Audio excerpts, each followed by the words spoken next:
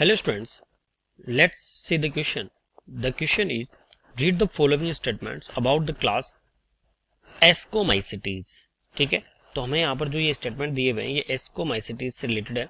तो first statement है mycelium is branched and septate. Second statement है sexual spores are called ascospores which are produced in sac asci. These asci are arranged in same types of fruiting bodies called ascocarp. Third statement is the sexual spore are conidia produced on a special mycelium called conidiophores. And fourth statement is it possesses sterile hyphae called paraphysis. Let's know the answer. Students, बात करते हैं ascomycetes की. तो ascomycetes के अंदर अगर हम बात करें यहाँ पर माइसीलियम की, जो कि हाइपी का एक नेटवर्क होता है, ये यहाँ पर होता है ब्रांच्ड और सेप्टेड. सेप्टेड मीन्स इसके अंदर प्रेजेंट होता है बेटा सेप्टम.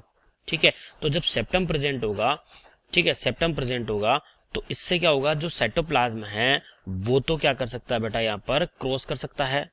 ठीक है, तो साइटोप्लाज्म वो इजिली यहाँ पर क्या कर लेगा, क्रॉस कर लेगा, बट जो न्यूक्लियस है वो यहाँ पर क्रॉस नहीं कर पाएगा. तो फर्स्ट स्टेटमेंट हमारा यहाँ पर कैसा है बेटा, राइट है.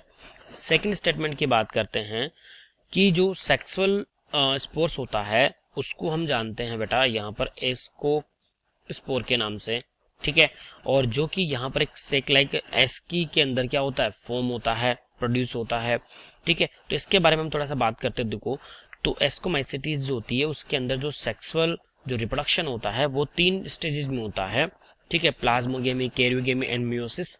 ओके, तो यहाँ पर जो सेक्सुअल स्पोर होता है बेटा, सेक्सुअल स्पोर उसे हम जानते हैं एस्कोस्पोर के नाम से, एस्कोस्पोर. ओके, ठीक है, और यहाँ पर ये जो एस्कोस्पोर है ये एक्चुअली बनता कैसे है इसके बारे में भी थोड़ा सा बात करते हैं. देखिए, तो इसमें क्या होता है, जो 2 माइसीलियम जो होते हैं, 2 माइसीलियम जो होते हैं वो एक दूसरे के क्या करते हैं बेटा, ग्रोथ करते हैं पहले, और फिर एक दूसरे के क्या आते हैं, पास आते हैं. पास में आने के बाद में एक दूसरे के साथ में फ्यूज हो जाते हैं. जैसे फ्यूज होते हैं तो यहाँ पर बनता है क्या, डाइकेरियोन. ठीक है, यहाँ बनेगा डाइकेरियोन. अब ये जो डाइकेरियोन है ये एक्चुअली इसकी जो आउटग्रोथ होती है, ग्रोथ करता है ये, फिर इसकी जो आउटग्रोथ होती है उसे हम जानते हैं एस्कोजिनस हाइफा के नाम से, एस्कोजिनस हाइफा. अब इसके बाद में ये जो एस्कोजिनस हाइफा है ये आगे देखिए फिर ग्रोथ करता है. ओके, और यहां पर बनाता है एक bag like structure, bag like structure, और इस बैग लाइक स्ट्रक्चर को हम जानते हैं बेटा एस्कस के नाम से, एस्कस, जिसे प्लूरल में एस्की कहा जाता है. तो हमारा जो ये स्टेटमेंट है वो यहाँ पर कैसा है बेटा, यहाँ पर बिल्कुल राइट है. ठीक है, और ये जो एस्की है या जो एस्कस है ये एक फ्रूटिंग बॉडी के अंदर डेवलप होता है, जिसको हम क्या बोलते हैं बेटा, उसके अंदर अरेंज्ड होते हैं, जिसको हम एस्कोकार्प कहते हैं. ओके, तो ये एस्कोकार्प के अंदर यहाँ पर एक तरह से अरेंज्ड होते हैं. थर्ड हमें दिया हुआ स्टेटमेंट है हमारा द एसेक्सुअल स्पोर, उसको हम कोनिडिया कहते हैं, बिल्कुल राइट है. और ये जो कोनिडियोफोर्स है उन पर क्या होता है बेटा, उन पर अरेंज्ड होते हैं. तो ये हमारा स्टेटमेंट बिल्कुल राइट है.